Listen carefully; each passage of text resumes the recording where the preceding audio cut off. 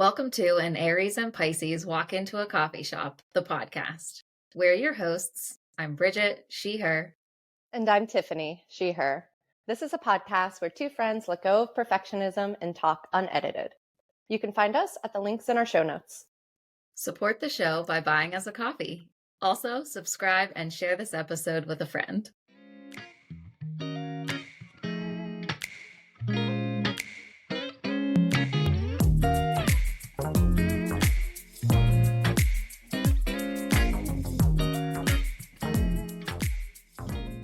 Favorite new phrase now is, should I hit record on this bitch? Okay, yeah. I love that for you.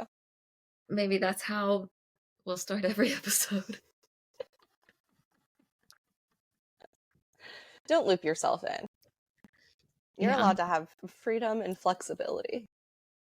I like just hitting the record button and not telling you. Yeah, you're really good at that. It just makes me giggle. I think that I didn't tell you this, but I wanted to tell you this. Mhm. You took your glasses off. I did, yeah. This side of, I don't know what's happening, but this side of my nose doesn't like my glasses right now. And I don't need them to see up close. So I was like, why am I suffering wearing these? I'm not looking anywhere but at you, which is right here. I don't need to see over there. Okay. Fair enough. So I was in my new meeting the other night, and we had to go around and like make introductions, like a brief, like who you are, what you do, why you're interested in this project. And he's like, so does anyone want to go first? And I'm like, fucking just shot my hand right up. And I was like, Tiffany would love this. My nightmare. I was just like, I just gotta, I don't know, like we've talked about it before. I'm like, I have to go first. I don't want to go first. I don't want to go at all. But like, if I go first, I just can get it over with. And then I'm done. And so now I kind of like, I think I like kind of get to like laugh about it a little bit to myself. If anybody's ever asking for like, who wants to go first? And I'm like, it's me. Like, I want to go first. Like, and now I think it's just like funny. Now like, it's your inside joke with you. Yeah, I guess. And I guess a version of me that lives in your head, maybe. Yeah. Yeah, but nobody else. Like, I don't know. And so you went first and it went expertly. Yeah. Lovely. I mean, I guess so. You're indispensable to the cause. I don't know. Right?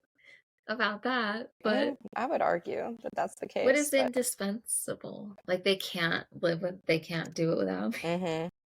Yep. Or at least not as well. Right. Because as we learned earlier today, you're an expert.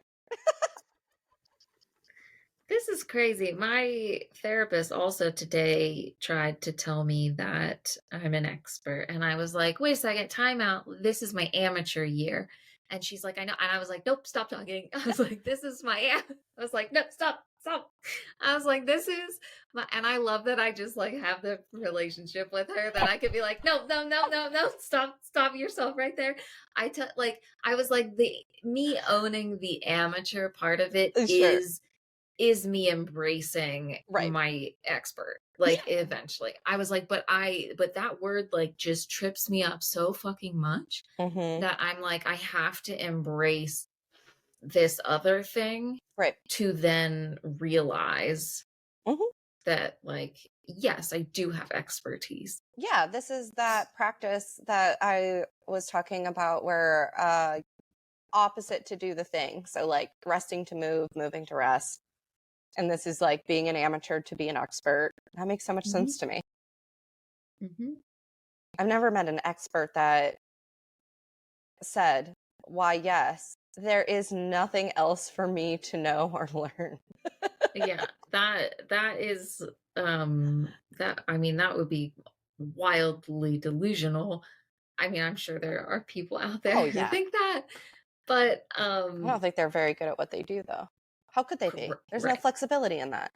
right, right. So I think then for me, embracing that amateur is embracing that, like, there is more to learn, and there is, like, and that's just all, like, baked into it, and I'm not supposed to know everything, and I'm not right? So I can Yeah. take all of these fucking things out of my out of my box of rocks, that's my head, um, that is saying, like, in order to be an expert, Bridget, you have to meet all of these fucking criteria, and I'm like, nah, dog, like, I'm fine. I've already got expertise in things, but I'm going to look at it as I'm going to take it down some notches and look at it under a different lens Yeah.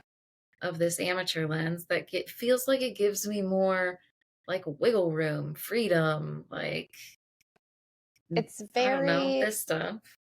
it's very like page energy of tarot, Mm, where like yeah, it's in the suit and there's a lot of lessons that have been learned, but it's like that fresh, vibrant flexibility zone where you're allowed to mess up because you're not mhm. an expert. You're allowed to get it wrong because you're not an expert. You get to play around because you're not a serious expert. Like, Mhm. which I think makes a better expert when you have all of those Yes. things, which is why so often people are like, be the student, stay curious, yada, Yeah. yada.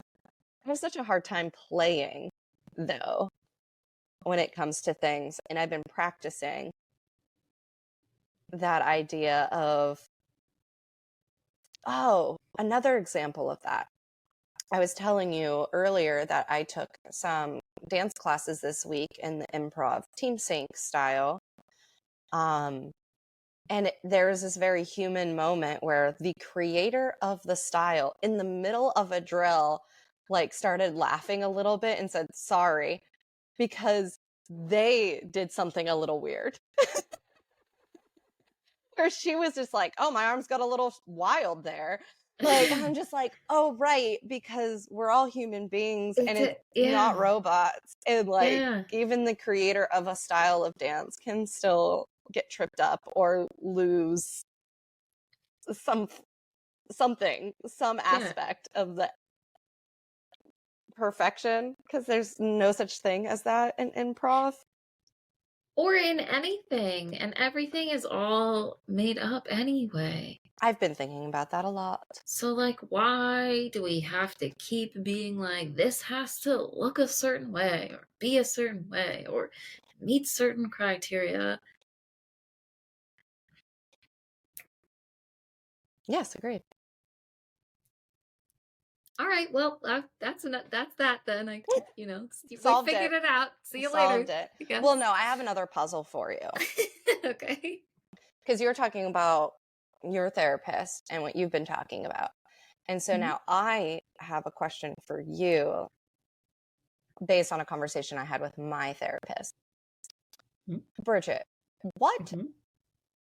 is a personality? What is a personality? Yeah. Oh God, like a Th- definition? yeah, like when you think, oh, blah blah blah, a personality. How do you define having a personality? Context is I was talking about how I am parsing out what's a coping skill versus what's a personality trait. Hmm. Or if I've thought about myself in one way, like I'm such and such a kind of person, this is just my Hmm. personality. And then I find out that that thing I thought about myself isn't true, then who am I? And so my therapist just like really simply looked at me and was just like, well, what do you think makes up a personality then? And then when she said that, I was just like, shit, okay, let me think about it. And we came up with some like good discussion points and answers, but it really tripped me out. Yeah, I think that feels like a hard thing to just pull a definition out of thin air. Um, And I'm also wondering, as I hear you say that, of Mhm. like, if this isn't my personality and it's just like a coping skill that I've used to like get me through this, and so then that's not actually me, like, who am I? That also brings me to the thing of identity, which my Mhm. therapist and I talk about. Um, and so now in my head, I'm wondering how all of these three things are, I don't, interrelated or what, like, Yeah, because because there's definitely overlaps, right? I think personality, I was gonna say like, oh, that's how you be and are and show up and like act in the world. It's how you like, I, is it how you like interact with the world and how you like, I don't know, because I think then taking it to like identity, I feel like is more of like how you feel and see yourself Interesting. in Okay. how you are, but maybe the personality is this maybe feeling kind of like you're like sun, moon, and rising? Oh, okay. Yes. Like Please kind bring this back to astrology. This might make sense to kind me. kind of, but like I am not well versed enough in these to know, but isn't that the like, like the, what is it, the rising is like how other people see you, Mhm. and so it's like all of those different, Okay. I don't know.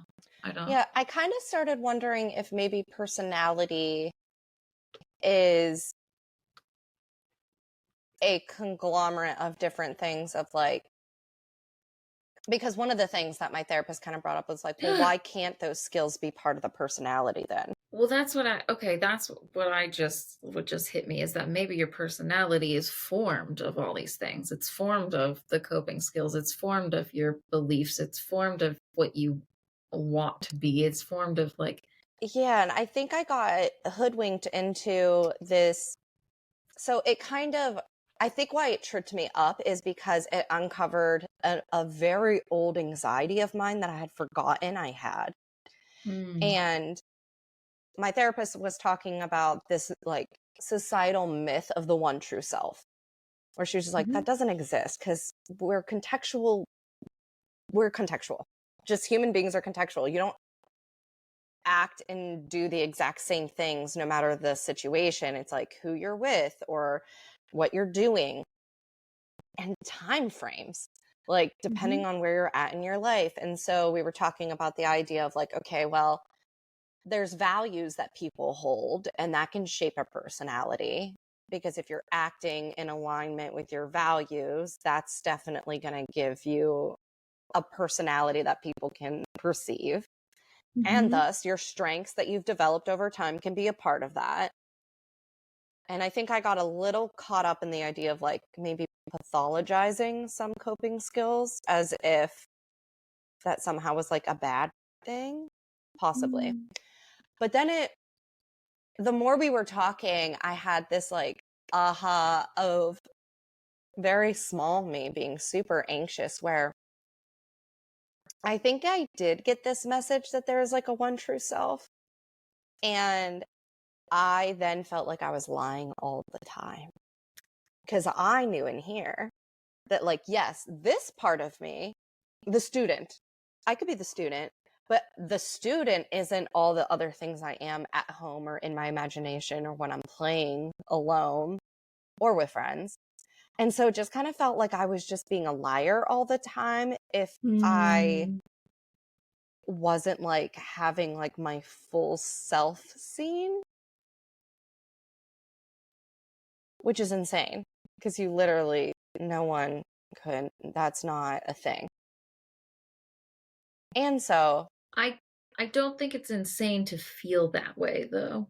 well, that's like, I only can recognize that that was happening because I've heard other people talk about that, Yeah. where there's like a discomfort in code switching or masking, or and that's like what like reminded me that I used to have that anxiety. And then I kind of forgot about it for a time, and then this conversation like reminded me again of like what that felt like in my body, where I was like I was uncomfortable all the time because I felt like I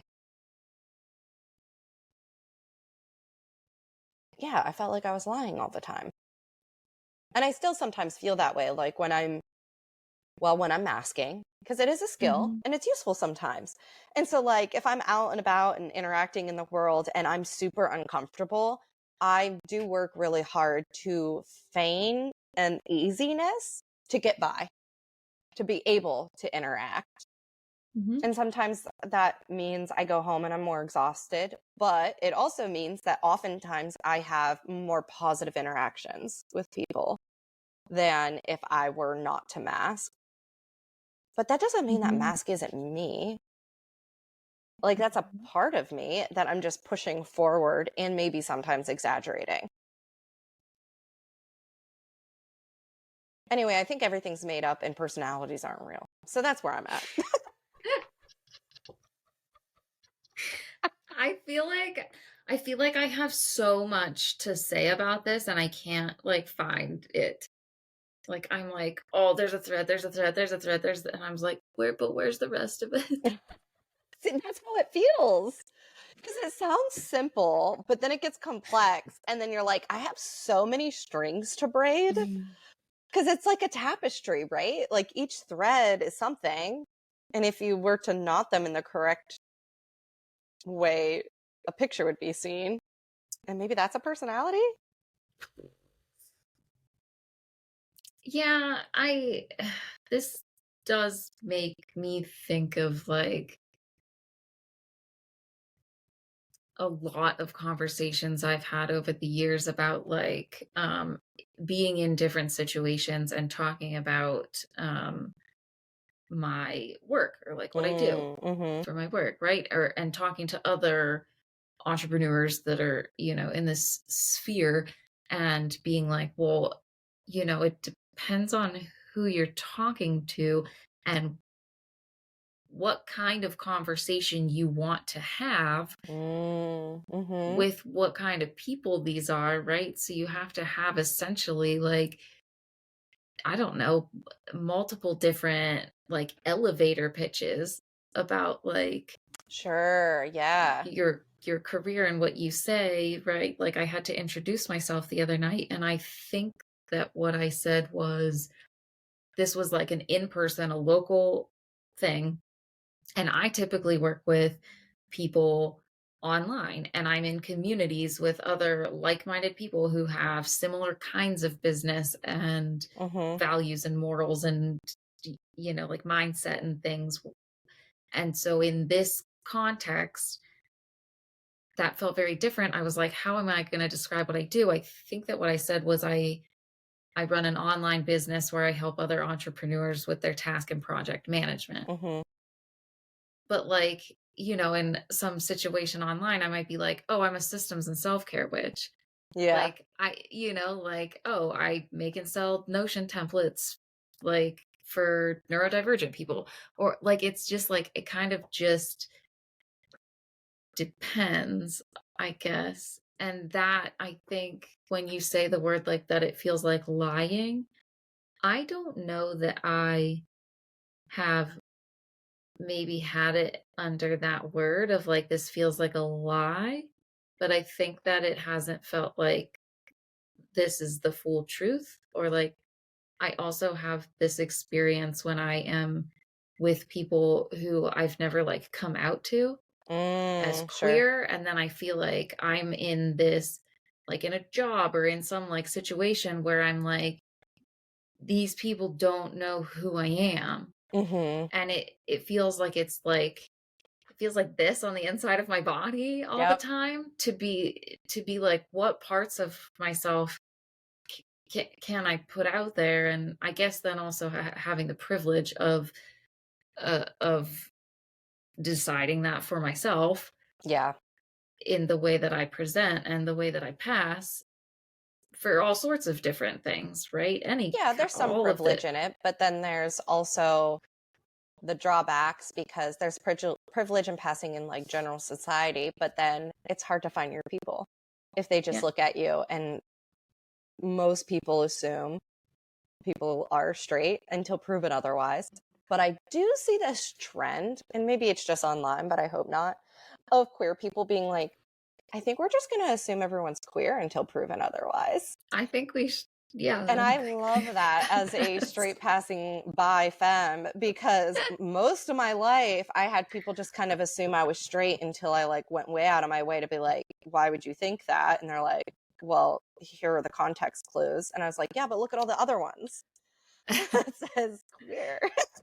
Because it's hard to find community if everyone's just assuming. Yeah.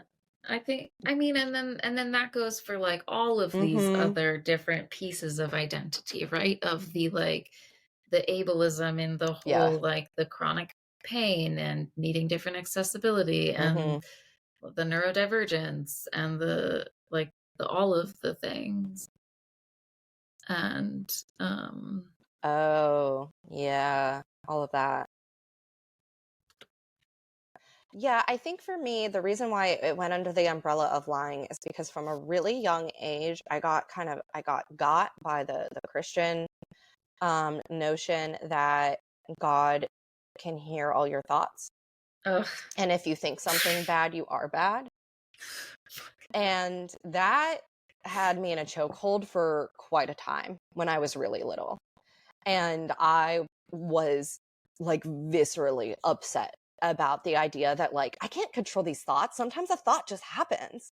Yeah. Like like This that is the most bullshit I've ever heard. it took me years to decondition Ugh. that. And I find still as a full adult who hasn't identified as a Christian since I was like 12.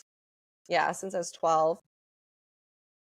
I still sometimes will find like an anxiety or like a thought pattern and be able to fucking trace it right back to when I was just a tiny kid thinking God could hear every thought I have and thus I better control my thoughts or else I'm a bad person because thinking something's just as bad as following through with it. How ridiculous is that to say to somebody? And I don't even remember exactly how I got that message. I have a vivid memory of looking at my Celtic cross necklace Ugh. and having a deep like like conversation with myself in my head about it, where I'm just like, because it was ruining my life. I was so uncomfortable all the time. I was so anxious all the time. And I I think that that is kind of like the foundation laid for this feeling of I'm a liar. And I have to be, because like honesty is a virtue. And I have to be honest. And like I couldn't figure out the gray of that, of Mhm. like context. And so, yeah, I just felt like I was a dirty liar all the time. And it's so funny to me now because like I love a liar. Like trickster god energy is my favorite archetype. And I think Okay. it's something to do with like, I don't know how to be that. And so I'm attracted to it because it seems so free. Where it's just like, I don't give a shit. Just gonna, Yeah. Oh yeah, I would love to not give a shit. I would love to be like a charming like bullshitter and just like be fucking around and like whatever, but like oh yeah, no. I yeah, yeah. yeah. It's also making me wonder what flavor of neurodivergent that might fall under too. It's so funny. I never thought of myself as a black and white thinker, but the more I examine like certain anxieties and things I have, I'm like, I think that's been my problem this whole time. Is Yeah. like taking things a Well, little too literally or being a little too black and white about things and having to like learn flexibility and gray. yeah.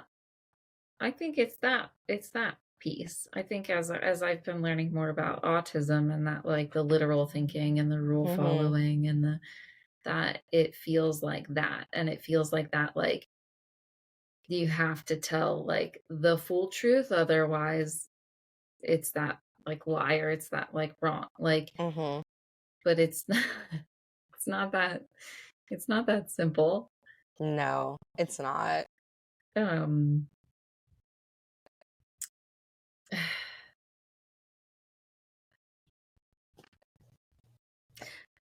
I just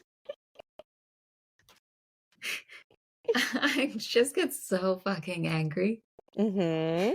about things like this, like bullshit in religion, and Mm-hmm. I I just this isn't what where I feel like we need to talk about anymore.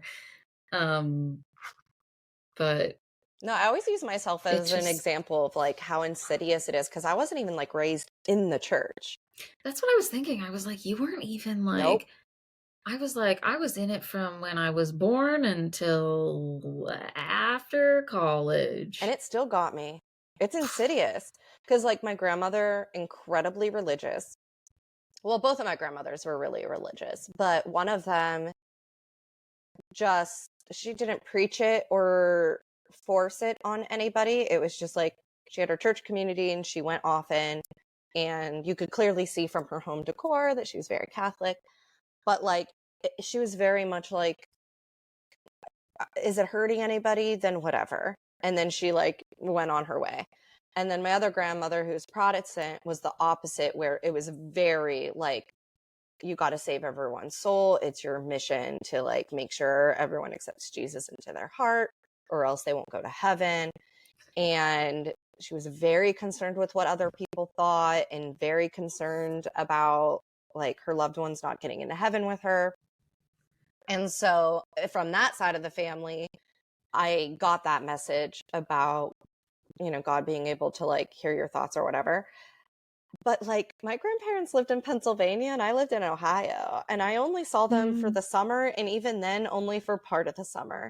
And it still got me.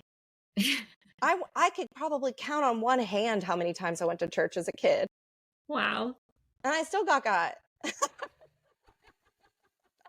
Yeah. Like I came out Uh, as a witch at 13 and I am now pushing 40 still unpacking the message I got when I was a babe. Like what? It's yeah. crazy.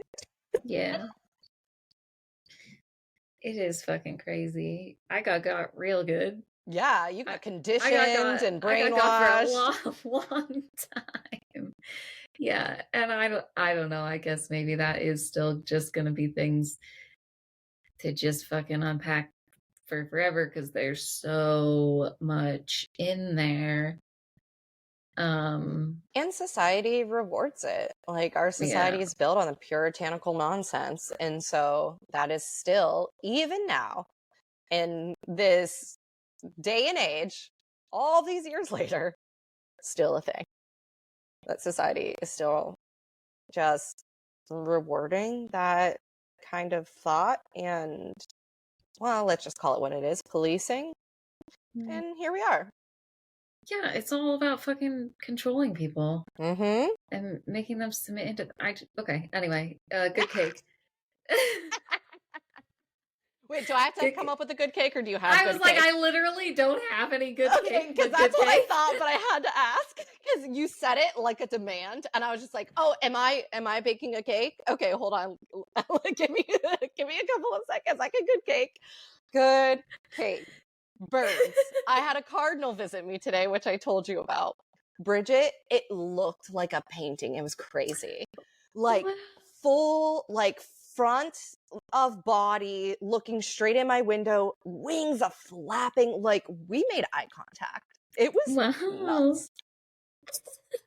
Did not know what to do with a whole peanut in the shell, so fucked right off Uh, after. Um, but I did shell some peanuts, and I checked; they're still there. But we'll see. Maybe I'll check again later in the morning tomorrow and see if someone came by when no one was looking at peanuts.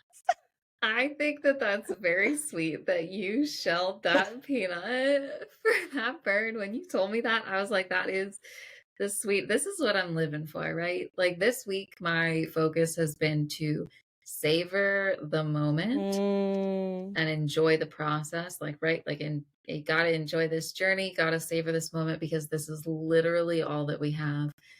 And I think that, like, the backyard birds really helped me do that. And mm. just like there was a goldfinch couple on my finch feeder the other morning when I was sitting out there, and we don't get a lot of goldfinches, Yeah. and this is my first year like retrying this feeder out there because they didn't like it a Mm. couple years ago. Nobody like so anyway, just that they're like they were there and I just stopped what I was doing and I was just like, literally nothing else matters. I'm just gonna watch them be here in my space, having a snack, looking so vibrantly yellow. Like, how do they exist? How do birds exist? Like the colors that are on them, the way they look. Yeah, I was just like, be in this moment. Mm. Birds are so good for that. I've been taking more breaks throughout the day because the work on the street on the corner um, that the city was doing has they're taking a break. It doesn't look like they're done, but there's been no jackhammers for the last like few days because that was happening all last week. And last week, no crows. Crows could not be bothered to be by those jackhammers, but now there's no jackhammers, so the crows have been back. Um, Yay. which is why I got some of those really good photos of the pair hanging out. Hmm. But they have been making a lot of noise out there, and every time I hear a crow, I just stop what I'm doing and go to the window and go, "Hey, I hear you." And then I trill at them. I do a little and then I put peanuts on the windowsill. And then I just Oh. stare out the window and see if I could see them. Normally I can't because they're screaming from the other street. And then I go about my day and then I hear them again and I take a break and I go, "Hey." I'm hoping that they'll figure out that the peanuts are attached to my voice. And so then when Hmm. I come back to visit this neighborhood after I move, they'll recognize my voice and maybe come say hey. But we'll see. Oh, I love that. That's what I'm Yeah. hoping. Ugh, that's good. That's good stuff. One of my most favorite things to do is say good morning. I don't know, just in general, I love saying good morning Can you tell as me like why? I really like it as like a greeting, like something to say Mm, to somebody. And I think that I figured this out when I was working in um, kind of like retailer like service yeah. jobs. Like I'd be working at the like front counter at a bakery and people are coming in and um I just love saying like good morning Mm, as opposed to like cuz then I'm like, "Oh, well what do you just say to somebody in like the afternoon?" You could say good afternoon, but I think that that's not as like commonplace as just a thing to say to somebody sure. like welcome, hi. Mm-hmm. I think maybe because I also like I hate hi, how are you? I hate the question how are you? Like Yeah. I don't get it. It's I don't stressful. understand it. I that's very this is another thing, excuse me, of like feeling like Yep. I'm lying. Mm-hmm. Well, That and I can't. I just that's why I asked you why you like saying good morning because I have an aversion to saying it because mornings are hard for me and it feels like a lie. But as you were talking, it occurred to me I could be using it as a wish. Like I could be with the yeah. intention of like, I hope you have a good Yes. morning. But I never thought of it that way. I just Okay. now, was like, oh, I might be able to say that now if I have that frame Huh. around it. Because in the Yeah. past, it gave me a bad mouth feel because I was like, mornings usually aren't like, there's good mornings, but there's always a caveat for me because I'm like, my body's still achy and creaky, or I'm still waking up, or like I'm a little nauseous. And so, like, I think you just This is changed so my yeah, this whole is so reference interesting point for it. because I never looked at it, I think the way that you're looking at it Mm-hmm. as like, I'm not describing my morning to you. I'm greeting you with like, I think it does feel like, oh, here's a wish, here's an offering, like, good Mm-hmm. morning. Like, I don't know, it just feels more of like that to me. Because Yeah. like for me, I am not a morning person at all, Right. but I always preferred working in the mornings. Sure. I think because I got to say good morning and because I got to just do it and then be done. Yeah.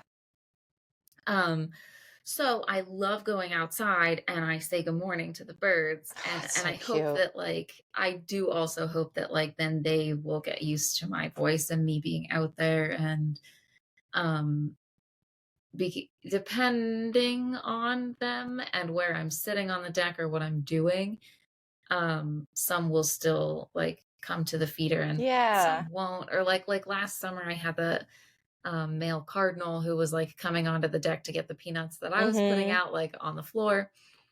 And he was getting, like, more and more used to me just, like, being there. Or, like, yeah, I don't know. I could be standing at my window here and the chipping sparrows will come right up to the feeder, Mm. or, like, the chickadees will come right up to the feeder. And so I can, like, look at them, like, real close, but then, like, the other birds won't if I'm Mm-hmm. standing there. But yeah, I love one of my most favorite things in the morning is sitting outside and saying good morning. So cute. Okay, Bridget, I think you just changed my life. Wow. Why it never occurred to me that I could use it as a spell and like a blessing. I think I got so stuck in the it felt like a lie in my mouth that I couldn't even come up with another alternative. I'm going to experiment and let you know. Okay. Because I couldn't even like text it. I felt like it made my hands feel weird even if I texted it because it didn't sound true. Yeah. I will say sometimes texting things like that to me, Ugh. that is different than to me greeting somebody face to face in the morning, Sure. I think. This is good Wow. cake. Look at this cat. That is excellent cake, but Her face looks butterscotch so cake. pissy, but she's doing such big purse. Aw. Hi. I think I can never tell. Like, when we're doing something like this and I can see her and I'm like, what's she thinking? But then I just hung out with her in person and you're like, no, pet the belly. She wants it. And I was like, wait, what does this mean? Mm-hmm. Like, what is, I don't understand. Yeah, she is pretty loud with her body language and her face, but a lot of people just think she looks like she's mad all the time. And it's so funny because I, I, I don't think she hardly ever looks mad. I But that's wonder the if first thing it's, everyone says about her. yeah, she looks like she's not having it. Okay. And so maybe that's what people think is mad. And for me, I'm just like, I she just is guess. very self-possessed. She Yeah, knows yeah.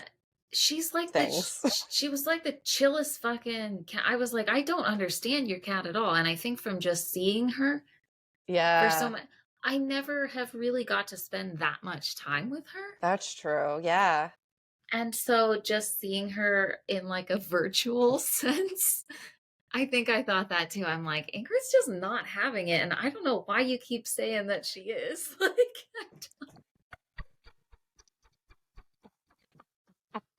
So you've been sitting over there this whole time just thinking I was lying about my cat. She's so chill. She just wants to be touched and looked at. She just wants to lay in the sun. to clarify, I didn't think that you were lying. I just had a hard time believing it, especially with the cats that I live with. Yeah, she's just so relaxed. She just wants to hang out. She wants to be nearby. She wants to look out her window. Yeah, my cats are the least chill cats ever. So I don't know. Yeah, look, she's a little activated because she's excited about the window. She got a little twitch tail. This is her happy little twitch tail. She's looking out there, seeing if there's any squirrels. Loves looking at squirrels. Yeah, she's just happy. I wonder if it's the markings on her face. Mm, You know how sometimes cats can look like they have an expression on their face just yeah, because she because has of like their, high like, contrast. colors? Yeah. I Is wonder that what if happened? I wonder if Yeah, it's that. you just have a high contrast face. You're so sweet. And she's getting so like even she was always good with strangers, but I feel like she's getting better and better and better. Like there were times where like people would have to come over once or twice before she would like try to get in their lap, and now it's just like people come to the door and she's just like cannot wait for them to sit on the couch. And the first thing she does is try to crawl into their lap. She's such a good host. She is. I'm excited Indeed, to she see her new is. routines in the new apartment when we move later this month. Yeah. Because she's really good at being in new places. And I'm so excited to see like where her spots are and what she thinks. Can't wait. That'll be fun. That'll be fun to discover. Yeah. I'll keep you posted. Okay. Bird news, Thanks. cat news. Good. It's all good. It's all good. I just have this. Oh, a peep. A peep. Small. It's really outrageous to me that you have the tiniest peep and also the largest peep. Yeah, well, I can't just like very easily pick that one up and hold Right. it. So I've got this is my desk peep. Lives on my desk. And it still is fragrant. But now I like it. I love that you got acclimated to this weird artificial scent that you really weren't sure about at first. I hated it. I hated it. I had it sitting in my window, like, like so it could air out. Um, Oh, but now you love it. no, I love it.